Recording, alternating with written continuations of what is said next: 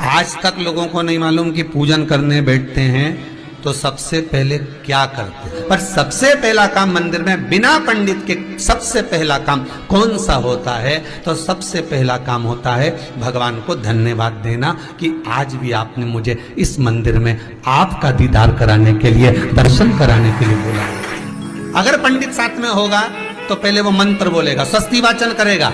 स्वस्ति वाचन करने में उसको अर्थात भगवान के लिए भी प्रसन्नता और आपके लिए भी प्रसन्नता। पर आपके पास कोई ब्राह्मण नहीं, आपको कोई स्तुति नहीं आती, आपको कोई मंत्र नहीं आता, आपको कोई साधना नहीं आती, आपको कोई तप नहीं आता, पर आप इतना तो कर सकते हो कि भगवान के मंदिर में जाकर उनको धन्यवाद दे सकते हो कि तेरी कृपा है जो मुझे चलकर यहां तक बुला लिया, 2 कदम चलाया, यहां तक बुलाया, ये तेरी कृपा है। और बड़ी कृपा करी जो डलिया भर के पूजन का सामान भी लाई, बड़ी कृपा करी जो दूध भरकर भी लाई, बड़ी कृपा करी जो कलश भरकर भी लाई। कितने लोगों का फायदा है कलश भरकर मंदिर ले जाने में? देखिए जरा कितने लोगों का फायदा। हिंदू धर्म में विष्णु पुराण में, पद्म पुराण में लिखा है, सौभाग्यवती नारी जब भरा हुआ पानी का लोटा लेकर कलश लेकर जाती है और उसको देखकर कोई व्यक्ति निकल कर चले जाता है तो जिस काम के लिए जाता है वो काम सफल हो जाता है। मंदिर का ही लोटा, मंदिर का ही पानी, सिर पे पल्लू लेके हर हर महादेव, बस शिव जी के चढ़ा रही और इतने प्रेम से रिझा रही। अब फ्री का पानी था तो एक लोटे में मन भी नहीं माने। अरे करा तो भगवान के सम्मुख में पहुंचकर अगर आप जल का पात्र भी लेकर जा रहे हो, भरा हुआ लेकर जा रहे हो, तो कितनी प्रसन्नता की बात है। हिंदू धर्म की रीति है, जिस पात्र को हम जल चढ़ाने लेकर जाते हैं उस पात्र में भगवान के चरणों का जल लाते हैं, खाली पात्र नहीं लाते। क्या लाते हैं? भगवान के चरणों का जल। उस चरणों तक को लेकर आए, घर में रखा, सबने अपने नैनों में लगाया, हृदय में लगाया, चित्तवृत्ति में लगाया। खाली पात्र हम लेकर वापस नहीं आ रहे हैं। शिव मंदिर में जब जब जाओ, जल चढ़ाने के लिए जाओ, पात्र तुमने शंकर जी को पूरा पानी चढ़ा भी दिया तो शंकर के चरणारविंद का थोड़ा सा जल पात्र में डाल के भले 2 बूंद लाओ, 4 बूंद लाओ, इतना सा लाओ, पर लाओ और उसको पूरे परिवार के नेत्रों में जब लेकर आए हो चरणों तक तो लगाओ। पर खाली पात्र नहीं लेकर आना। खाली पात्र लाने में ध्यान दीजिए, जब आप पूरा जल समर्पित कर देते हैं, जल समर्पित भी पूरा करना है, भगवान को चढ़ा रहे हो तो पूरा समर्पण होना चाहिए, पूर्ण समर्पण। इसलिए शंकर भगवान को अधूरा समर्पण नहीं, इसलिए श्रीफल भी पूर्ण चढ़ता है। शंकर जी के मंदिर में श्रीफल नहीं फूटता, पूर्ण श्रीफल। बेलपत्री भी पूरी, चावल का दाना भी चढ़ेगा तो आखा, फल भी चढ़ेगा तो आखा, फूल भी चढ़ेगा तो आखा। भगवान को कोई चीज खंडित नहीं चढ़ती, शिव जी को जल भी चढ़ेगा तो पूर्ण।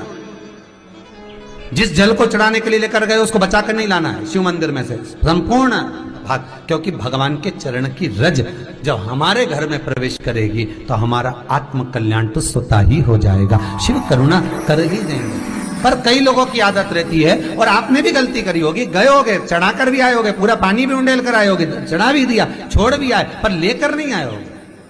कई लोग गलती कर जाते हैं और फिर बाद में कहते हैं हम तो इतने साल से पूजन कर रहे हैं, भगवान हमारी सुन ही नहीं दिया। तो भगवान के मैं तो तैयार बैठा, पर तू नवा के चली जाए, लेके तो कहीं जाए। तो भगवान थोड़ी ना कहेगा कि तू मेरे पास में आए तो मेरे चरण की रज लेकर जा। भगवान थोड़ी ना कहेगा कि मेरे पास में आकर तू ये लेकर जा।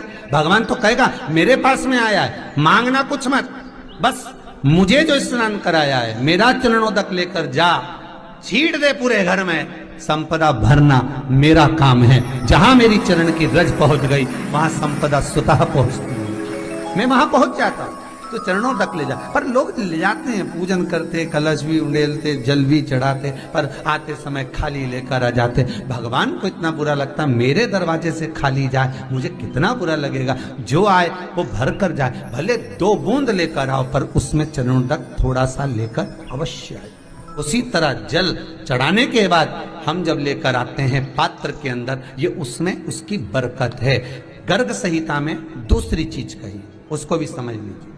गर्ग संहिता में कहा गया, जब आप घर से जल लेकर जाते हो भरकर, तो ये सृष्टि की जितनी नदियां हैं, पृथ्वी पर जितनी नदियां विद्यमान हैं, जितने तालाब, जितने सरोवर, जितने कुंड, जितने विराजमान हैं, उन सारे तीर्थों का जल जब आप घर से लेकर निकलते हो तो वो तीर्थ का संपूर्ण जल आपके कलश में आ जाता है। और जब आप उस जल को शिव पर समर्पित कर देती हो और 2 बूंद चरणादक लेकर जब जाती हो तो शिव महापुराण गर्ग संहिता पद्म पुराण कहती है वो जल साधारण नहीं रहता, वो गंगा जल बनकर तुम्हारे घर को पवित्र करने के लिए पहुंच जाता है। वो पवित्र गंगा जल बन जाता है, उसको लेकर प्रवेश कर जाओ। हम बार बार कहेंगे भगवान के मंदिर जब भी जाओ ना, चेहरे पर प्रसन्नता होना चाहिए।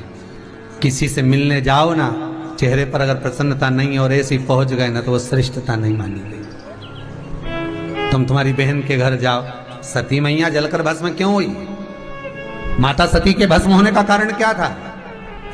सती को पिता पर जितना क्रोध आया उससे ज्यादा क्रोध सती माता को अपनी बहनों पर आया कि मेरी इतनी बहन, ये 60 की 60 बहन मेरे सामने खड़ी रही और मैं आई तो प्रेम से मुस्कुराई तक नहीं। आप किसी के यहाँ जाओ और कोई के यहाँ पहुंचे और जाते से ही आप उस पहुंचे और कहा जी जी राधे राधे, जय श्री कृष्णा, हर हर महादेव, श्री शिवाय नमस्तुभ्यम, ओम नमः शिवाय, आपने बोला और उसके चेहरे पर प्रसन्नता नहीं आया तो ऐसे घर में जाने से कोई फायदा है क्या? और आप किसी के यहाँ जा रहे हो तो आपके चेहरे पर भी प्रसन्नता होना चाहिए, सामने वाले को तो हो, आपके भी चेहरे पर भी। मंदिर में जब जब जाएं, गुरु के दरवाजे पर जब जब जाएं, परमात्मा के चरणारविंद में जब जब जाएं, माता पिता के चरणों में जब जाएं, घर के बुजुर्गों के पास जब जाएं तो तुम्हारे चेहरे पर प्रसन्नता होना चाहिए।